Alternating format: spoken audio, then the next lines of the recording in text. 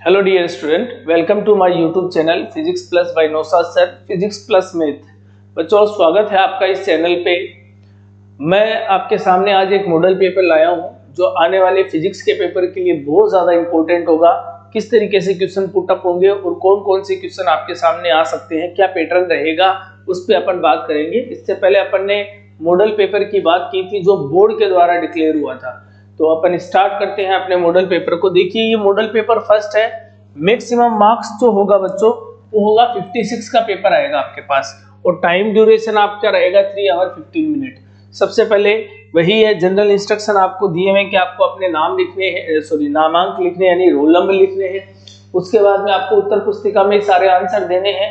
कौन कौन से क्वेश्चनों की कितनी मार्किंग होगी ये सब भी आपको दिया गया है। तो ये पैटर्न तो मैंने आपको पहले भी बता दिया था, जो बोर्ड का ब्लूप्रिंट जारी हुआ था उसके अकॉर्डिंग। आगे बात करते हैं अपने सेक्शन पे। तो देखिए किस तरीके से, देखिए जैसे चैप्टर नंबर 1 से पहला क्वेश्चन पूछा गया है कि धातुओं के लिए अपेक्षित विद्युतशीलता का मान होता है। जो मेटल्स होती है उनके लिए किसका मान होगा? अपेक्षित विद्युतशीलता का। तो धातुओं के लिए अपेक्षित विद्युतशीलता का मान कितना होता है? अनंत होता है। ठीक है बच्चों, इसी तरीके से देखिए विद्युत क्षेत्र की दिशा में विद्युत विभव का मान बढ़ता है, नियत रहता है, कम होता है या शून्य हो जाता है। तो देखिए E इज इक्वल टू कितना होता है? Minus dV upon dr। और ये माइनस जो है ना वो किसको बता रहा है? डिक्रीज को बता रहा है। इसका मतलब ये क्या हो जाता है? कम होगा। ठीक है, तो ऑप्शन बी आपका क्या हो जाएगा? यहाँ सही हो जाएगा। अगला क्वेश्चन आपको पूछा है चैप्टर नंबर 3 से। चैप्टर नंबर 3 से पूछा है कि धारा घनत्व का मात्रक होगा। तो धारा घनत्व बच्चों होता है J इज इक्वल टू, आपके पास धारा घनत्व हो जाएगा J is equal to I upon A. I को आप किससे मेजर करते हैं? एम्पियर से। ठीक है ना, और एरिया को किससे करते हैं? मीटर के स्क्वायर से। तो ये हो जाएगा आपके पास option A, ampere upon metre का स्क्वायर। फिर देखिए अगला क्वेश्चन भी चैप्टर नंबर 3 से हाफ मार्क्स की क्वेश्चन आपसे पूछ रहा है। तो किरचॉफ का वोल्टता का नियम किस भौतिक राशि के संरक्षण पर आधारित है? तो देखिए किरचॉफ का वोल्टता का जो नियम है, किरचॉफ का द्वितीय नियम है, वो ऊर्जा संरक्षण के नियम पर आधारित है। अगले क्वेश्चन की बात करें तो देखिए चैप्टर नंबर 4 से पूछा गया है, दो समांतर धारावाही चालक तार जिनके मध्य समान दिशा में धारा प्रवाहित हो रही है के मध्य बल आरोपित होगा। तो इस तरीके से आपने क्या लिए हैं? दो समांतर धारावाही चालक तार, बल इधर की तरफ और बल इधर की तरफ। तो ये प्रकृति कैसी हो जाएगी? इसकी आकर्षण की प्रकृति हो जाएगी। तो अपना ऑप्शन ए है वो क्या होगा? सही होगा। अगले क्वेश्चन में आपसे पूछा है चैप्टर नंबर 7 से पूछा है कि ट्रांसफार्मर किस सिद्धांत के आधार पर कार्य करता है? तो देखिए ट्रांसफार्मर जो होता है वो किस पे काम करता है? म्यूचुअल इंडक्शन यानी अन्योन्य प्रेरण के सिद्धांत पर कार्य करता है। तो देखिए अगर आप क्वेश्चंस को देखेंगे तो उस क्वेश्चन से बहुत छोटे तरीके से, या यूं कहें कि मतलब जो उस चैप्टर का इंपॉर्टेंट पार्ट है उसी से आपको क्या कर रहा है? क्वेश्चन को पूछ रहा है। फिर देखिए चैप्टर नंबर 8 से आपको क्वेश्चन पूछा गया है कि भाई हरित गृह प्रभाव ग्रीन हाउस गैसेस के लिए कौन सी रे मतलब उत्तरदायी है? तो देखिए ग्रीन हाउस गैसेस के लिए कौन उत्तरदायी है? आपकी अवरक्त किरणें, जिसे आप लोग क्या बोलते हैं? इंफ्रारेड। फिर देखिए अपवर्तन की परिघटना में प्रकाश की आवृत्ति किस प्रकार परिवर्तित होती है? तो आपको क्या करना है कि प्रकाश की आवृत्ति किस तरीके से चेंज होती है? आवृत्ति पे क्या आता है? कोई प्रभाव नहीं पड़ता। ठीक है ना। फिर देखिए केस ग्रेन टेलीस्कोप में द्वितीयक दर्पण होता है। केस ग्रेन नॉर्मली एक प्रकार की क्या है? दूरदर्शी है, जिसमें उत्तल लेंस का क्या किया जाता है? उत्तल दर्पण का क्या किया जाता है? उपयोग किया जाता है। फिर देखिए विद्युत प्रकाश स्रोत से अपसरित प्रकाश का तरंगागर किस प्रकार होगा? तो ये तरंगागर की अगर अपन बात करें तो ये तरंगागर कैसा होगा बच्चों? कैसा होता है? समतल। कैसा होगा? समतल। ठीक है, तो क्या रहेगा? ये आपका कैसा रह जाएगा? समतल तरंगागर रहेगा। फिर देखिए आपसे क्वेश्चन पूछा गया है, विद्युत प्रकाश स्रोत से अपसरित प्रकाश का तरंगागर गोलीय होता है भाई। ठीक है ना, कैसा होगा? गोलीय। तो ऑप्शन सी सही हो जाएगा। फिर है डी ब्रोगली का क्या है? डी ब्रोगली तरंग दैर्ध्य का सूत्र है। तो डी ब्रोगली कितना होता है? Lambda lambda is equal to h upon p या lambda is equal to h upon m v. ठीक है, तो आपको ऑप्शन में दे रखा है lambda is equal to h upon p, तो ऑप्शन सी सही हो जाएगा। आपतित विकिरण की तीव्रता बढ़ाने पर क्या करेंगे, आपतित विकिरण की तीव्रता बढ़ाने पर निरोधी विभव किस प्रकार परिवर्तित होता है। तो किस प्रकार परिवर्तित होता है, देखिए ये ध्यान रखना कि ये क्या होगा, अपरिवर्तित होगा। निरोधी विभव क्या होगा, अपरिवर्तित होगा। हाइड्रोजन परमाणु की प्रथम कक्षा में इलेक्ट्रॉन की कुल ऊर्जा कितनी होती है, वो होती है, देखिए फॉर्मूला ये होता है E इज इक्वल टू -13/6 क्या आ जाएगा, Z upon n square, Z square upon n square electron volt. तो ये कितनी आ जाएगी, -13.6 इलेक्ट्रॉन वोल्ट। हाइड्रोजन के लिए पूछा है तो Z इक्वल टू कितना आ जाएगा, 1। तो कितना आएगा आपके पास, प्रथम कक्ष पूछ रहा है तो प्रथम कक्ष भी कितना हो जाएगा, n इक्वल टू 1। तो ओवरऑल कितना आ जाएगा, E is equal to -13.6 electron volt. ठीक है, फिर देखिए अगला क्वेश्चन, नाभिक के चारों तरफ गति करते इलेक्ट्रॉन का कोणीय संवेग किसके द्वारा क्वांटीकृत होता है। तो किसके द्वारा क्वांटीकृत होगा, देखिए अगर कोई इलेक्ट्रॉन क्या कर रहा है, नाभिक के चारों तरफ क्या कर रहा है, चक्कर काट रहा है, क्या कर रहा है, चक्कर काट रहा है, तो ये किसके द्वारा बताया जाता है, ये किसके द्वारा बताया गया था, बोहर के द्वारा। बोहर ने कहा था कि क्या है, नाभिक के चारों ओर इलेक्ट्रॉन क्या करेंगे, सर्पिलाकार पथ में क्या करेंगे, लगातार चक्कर लगाते हैं। फिर देखिए नाभिक की विक्रिया में ऊर्जा मुक्त होती है, तो ऊर्जा मुक्त होगी किसके रूप में, द्रव्यमान क्षति के कारण, क्योंकि आपने क्या पढ़ा आइंस्टीन के द्रव्यमान ऊर्जा समीकरण से डेल एम सी स्क्वायर। ठीक है, तो यहां से क्या होगा, द्रव्यमान क्षति के कारण होगा। फिर देखिए किसी अर्धचालक में इलेक्ट्रॉन तथा होल की संख्या क्या होती है, समान होती है। तो देखिए अन्य प्रकार के अर्धचालकों में Ne ग्रेटर देन NH होता है, पी प्रकार के अर्धचालकों में NH ग्रेटर देन Ne होता है, जबकि नेज अर्धचालकों में Na इक्वल टू NH होता है। तो ऑप्शन क्या हो जाएगा, ए आपका सही हो जाएगा। ठीक है, फिर देखिए विद्युत द्विध्रुव आघूर्ण की दिशा ऋण आवेश से यानी नेगेटिव टर्मिनल से क्या होगी, धनावेश की तरफ होगी, धनावेश की तरफ होगी। किसी चालक की प्रतिरोधकता उसकी लंबाई बढ़ाने पर अपरिवर्तित रहेगी। ठीक है ना, देखिए लंबाई बढ़ाने पर प्रतिरोध बदलता है, क्योंकि R प्रोपोर्शनल क्या होता है, L होता है, लेकिन प्रतिरोधकता का लंबाई पर कोई भी प्रभाव है वो नहीं पड़ता है। ठीक है, चुंबकीय क्षेत्र रेखा के समांतर गति करते आवेश का पथ किस तरीके का होगा। देखिए बहुत अच्छा क्वेश्चन पूछा गया है कि भाई मान लो क्या होगा, आवेश का पथ क्या होगा। आपने क्या किया है, कोई चुंबकीय मतलब क्षेत्र रेखा ले रखी है और आपको क्या करना है, उसको क्या करना है बताना है। तो देखिए F इज इक्वल टू कौन से वाले फॉर्मूले से, QVB sin थीटा, किससे करेंगे, F is equal to QVB sin theta. चुंबकीय क्षेत्र रेखा के समांतर गति करते आवेश का पथ, तो ये कितना हो जाएगा, F कितना हो जाएगा, 0 होता है। आवेश का पथ कैसा हो जाएगा, 0 के बराबर हो जाएगा। ठीक है, आगे बात करते हैं, आगे बात करेंगे देखिए अगले क्वेश्चन पे।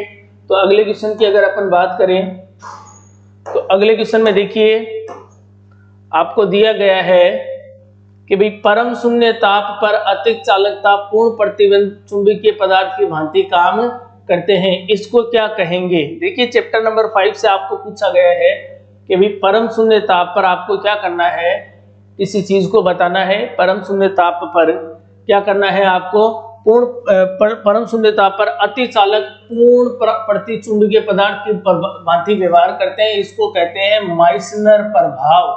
क्या कहेंगे बच्चों, माइसनर प्रभाव। अनुनाद पर विद्युत धारा एवं विभव के मध्य कलांतर कितना होगा, विद्युत धारा और V के बीच में कलांतर कितना हो जाता है, 0 हो जाता है। कितना होगा, 0। पूर्ण आंतरिक परावर्तन के लिए आवश्यक है कि आपतन कोण का मान क्या होना चाहिए, अधिक होना चाहिए, किसकी तुलना में, अपवर्तन कोण की तुलना में। ठीक है, फिर देखिए समान कला में कंपन करने वाले माध्यम के कणों का बिंदु पथ क्या कहलाता है, तरंगागर। देखिए ये इंपॉर्टेंट है, तरंगागर से रिलेटेड या तो आपको डेफिनेशन पूछेगा या आपको इसका फिल इन द ब्लैंक में डेफिनेशन के रिगार्डिंग, ये डेफिनेशन ही हो गई है कि भी समान कला में कंपन करने वाले माध्यम के कणों का बिंदु पथ तरंगागर कहलाता है। फिर देखिए अगला क्वेश्चन, प्रकाश विद्युत धारा आपतित प्रकाश की तीव्रता के क्या होती है, समानुपाती होती है। किसके? तीव्रता के समानुपाती होती है। प्रकृति का सर्वाधिक स्थायी नाभिक है, चैप्टर नंबर 30 से पूछा है। तो आपने क्या किया था, द्रव्यमान संख्या और प्रति न्यूक्लियन बंधन ऊर्जा के मध्य जब ग्राफ बनाया था तो आपने क्या देखा था कि Fe जो होता है फेरस यानी कि आयरन जो होता है उसकी प्रति न्यूक्लियन बंधन ऊर्जा सर्वाधिक होती है, इसलिए प्रकृति का सर्वाधिक स्थायी नाभिक है।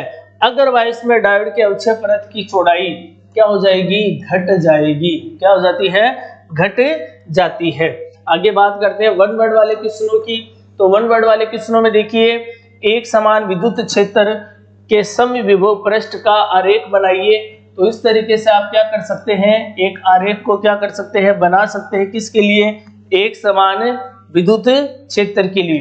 ठीक है, तो एक समान विद्युत क्षेत्र के लिए आप क्या करें, इस तरीके से क्या करें, ये आपका क्या हो जाता है, एक समान विद्युत क्षेत्र को बताने का आपका मतलब पथ हो गया। तो देखिए ओम के नियम का सूक्ष्मीय रूप लिखिए। तो ओम के नियम का देखिए बच्चों, ये तो होता है सूक्ष्मीय रूप, ठीक है ना, और ये क्या होता है, ओम के नियम का क्या होता है, स्थूल रूप। कौन सा होता है, स्थूल रूप।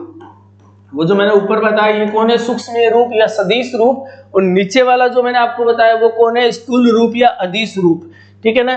किस प्रकार के चुंबकीय पदार्थ के चुंबकीय प्रवृत्ति का मान धनात्मक एवं कैसा होता है, धनात्मक और कैसा होगा, उच्च होता है। तो ये कौन होते हैं, लोह चुंबकीय पदार्थ, फेरोमैग्नेट जो होते हैं लोह चुंबकीय पदार्थों के लिए क्या होता है, ये उच्च होता है। ठीक है, तो इस तरीके से आप ये भी बताते हैं।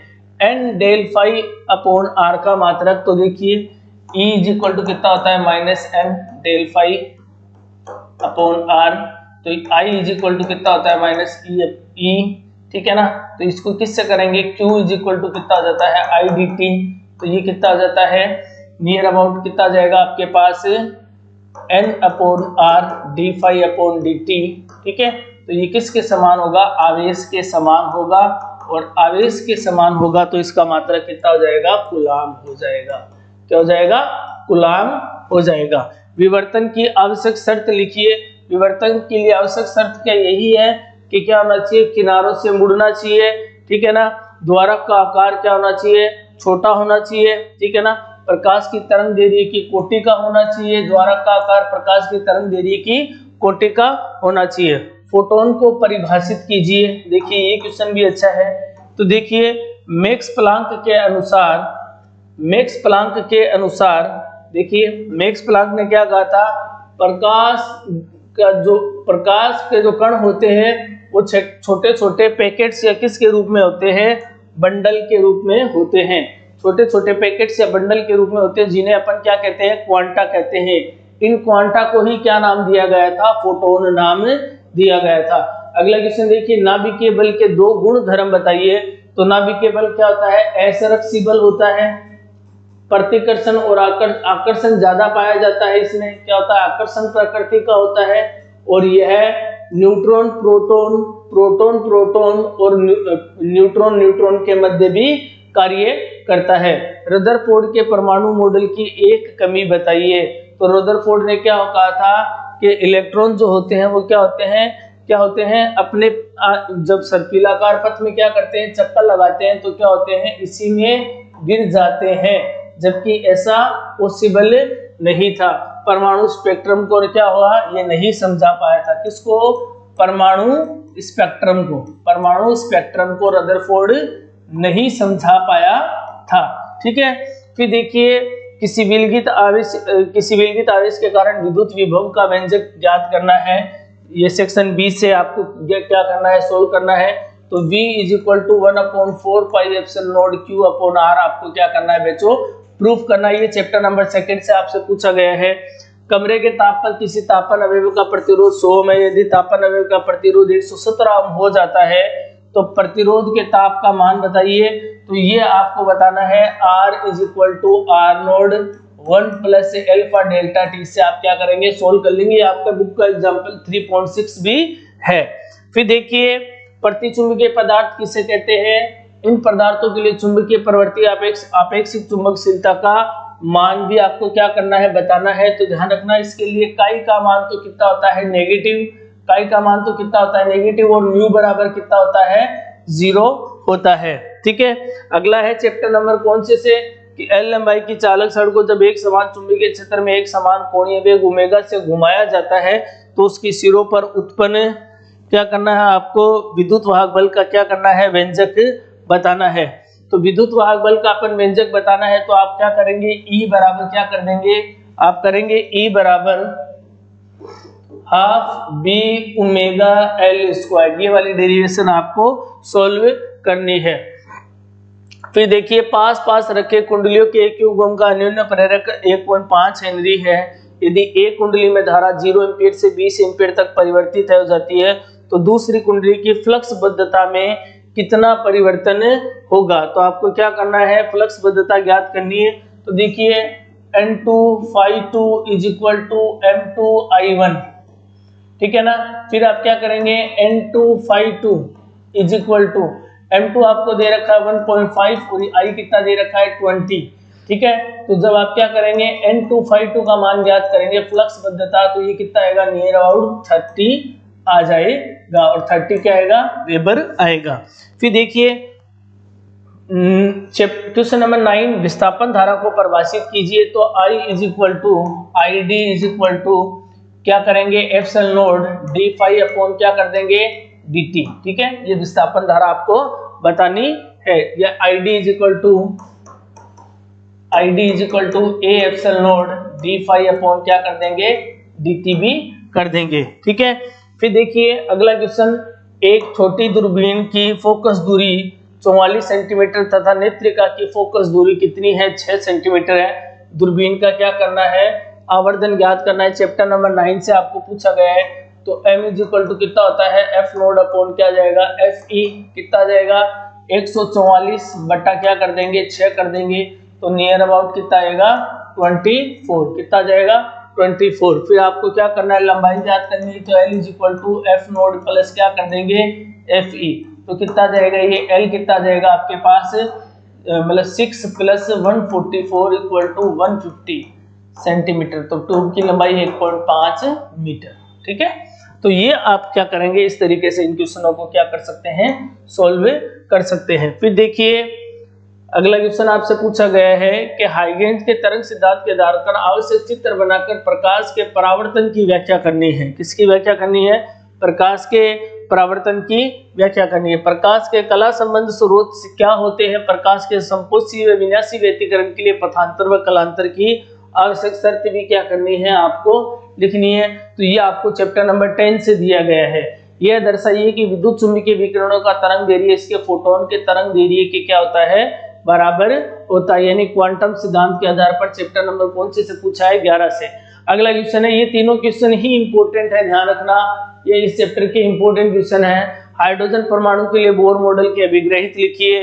तो पहला मॉडल क्या बताता है, MVR is equal to kZe square upon r square, दूसरा MVR is equal to NH upon 2 pi, और तीसरा E2 minus E1 is equal to h nu. फिर देखिए निम्न को परिभाषित कीजिए। प्रति न्यूक्लियन बंधन ऊर्जा ये आपको क्या बतानी है, B बार बतानी है। नाभिकीय बल अभी अपन ने बताया भी था कि नाभिकीय बल आकर्षण प्रकृति का होता है। असंरक्षी बल है, क्या करता है, न्यूट्रॉन प्रोटॉन, प्रोटॉन प्रोटॉन व प्रोटॉन न्यूट्रॉन के मध्य लगता है। नाभिकीय संलयन अभिक्रिया, जब एक भारी नाभिक दो हल्के नाभिकों में क्या हो जाता है, या दो हल्के नाभिक एक भारी नाभिक का निर्माण करते तो उसे क्या कहते हैं, नाभिकीय संलयन अभिक्रिया कहेंगे। सेक्शन सी की अपन बात कर लेते हैं बच्चों। सेक्शन सी में देखिए आप किसी एक को अगर करके जाएंगे कि विद्युत द्विध्रुव के कारण विद्युत द्विध्रुव के अक्ष पर स्थित किसी बिंदु पर विद्युत क्षेत्र की तीव्रता ज्ञात करनी है, तो अक्ष पर जो आप निकालते हैं ना E is equal to 2kp upon r3, वो वाली डेरिवेशन आपको सोल्व करनी है। अगला क्वेश्चन पूछा है, गाउस के नियम का उपयोग करते हुए एक समान रूप से आप इस पतले चालक गोलीय ठोस के कारण, यानी जो आपका ये इस तरीके का गोला होता है उसके बाहर व अंदर विद्युत क्षेत्र की तीव्रता का व्यंजक प्राप्त करना है। क्वेश्चन नंबर 17 चैप्टर नंबर 4 से पूछा गया है। बायो सावर्ट के नियम का उपयोग करते हुए धारावाही वर्ताकार लूप के अक्ष पर चुंबकीय क्षेत्र का व्यंजक प्राप्त कीजिए। और इसी में एक दूसरा क्वेश्चन आपसे पूछा गया है कि एम्पियर के परिपथीय नियम का उपयोग करके परिनालिका के अंदर चुंबकीय क्षेत्र की तीव्रता का मतलब परिकलन आपको क्या करना है, निकालना है।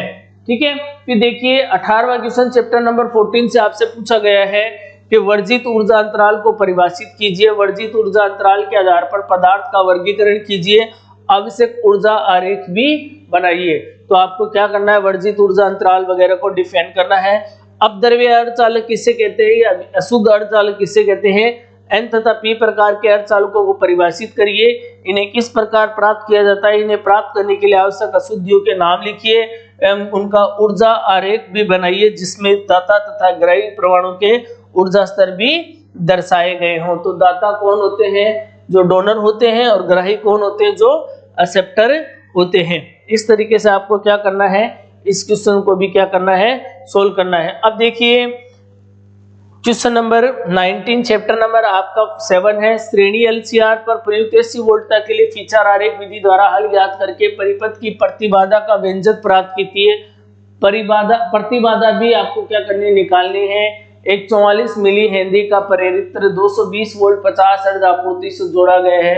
परिपथ में धारा के आरएमएस मान को क्या करना है, आपको निकालना है। तो देखिए Im इज इक्वल टू कितना हो जाता है, Im is equal to Vm upon क्या जाएगा, ओमेगा L, ठीक है ना। और ये कितना जाएगा, Vm कितना है आपके पास, Vm, और ये कितना जाएगा 2 पाई FL, कितना जाएगा 2 पाई FL। तो Im इज इक्वल टू ये कितना जाएगा 220 अपॉन 2 क्रॉस 3.14 मल्टीप्लाई में 50 मल्टीप्लाई में 44। जब आप इसको सोल्व करेंगे तो आपका क्या जाएगा, आरएमएस मान आ जाएगा। ठीक है, तो आगे अपन बात करते हैं अगले क्वेश्चन की। देखिए संधारित्र पर प्रयुक्त एसी वोल्टता के लिए सिद्ध कीजिए कि धारा तथा विभवांतर में कलांतर π/2 होता है। आवश्यक तरंग आरेख के फेजर ग्राफ भी बनाना है। फेजर ग्राफ या फीचर ग्राफ दोनों एक ही चीज है बच्चों। अगले क्वेश्चन की बात करें, एक प्रकाश बल्ब और सरल कुंडली प्रेरक एक कुंजी सही चित्र में दर्शाए गए हैं। देखिए एक एसी सोर्स दिखाया गया है, ये कुंडली है और ये बल्ब है, ठीक है ना। चित्र में दर्शाए अनुसार एक एसी स्रोत से जुड़े हुए हैं, कुंजी को बंद कर दिया जाया गया है तो कुछ समय पश्चात एक लोहे की छड़ प्रेरक कुंडली के अंदर प्रवेश कराई जाती है। छड़ को प्रवेश करवाते समय क्या करना है आपको, छड़ को प्रवेश करवाते समय क्या बताना है कि समय बल्ब की चमक किस प्रकार परिवर्तित होगी। जब आप क्या करेंगे, छड़ को प्रवेश कराएंगे तो इसकी ऊर्जा है वो क्या हो जाएगी, घट जाती है, यानी चमक है वो क्या हो जाएगी, कम हो जाएगी। ठीक है ना। इससे E is equal to minus l di/dt से। ठीक है, तो इस तरीके से आप क्या कर सकते हैं, इसको भी निकाल सकते हैं। आगे बात करते हैं, ये इंपॉर्टेंट क्वेश्चन है भाई, ध्यान रखना, और ये आपसे जरूर पूछेगा कि गोलीय सतह से अपवर्तन के लिए स्नेल का नियम का उपयोग करते आवश्यक प्रतिबंध निकालिए। तो वो आवश्यक प्रतिबंध है N2/V - N1/U is equal to N2 - N1/R।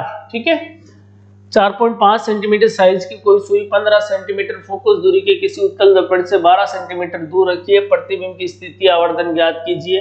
तो आपको किससे निकालना है, 1/F is equal to 1/V plus 1/U से इसको क्या करना है, सोल्व करना है। गोलीय दर्पण के लिए दर्पण समीकरण का व्यंजक व्युत्पन्न कीजिए। तो इससे इसको सोल्व करके बताना है। पूर्ण आंतरिक परावर्तन की परिघटना को समझाइए। टोटल इंटरनल रिफ्लेक्शन क्या होता है, आवश्यक शर्त लिखिए। क्रांतिक कोण अपवर्तनांक में क्या लिख देंगे, संबंध बताना है।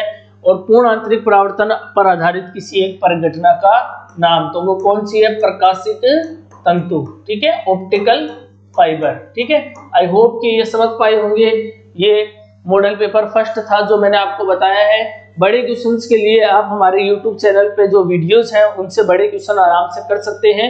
मैंने आपको tick the mark, fill in the blank और वेरी शॉर्ट टाइप के क्वेश्चन है वो सारे करवा दिए हैं। चैनल को लाइक शेयर सब्सक्राइब करना ना भूलें। Thank you so much.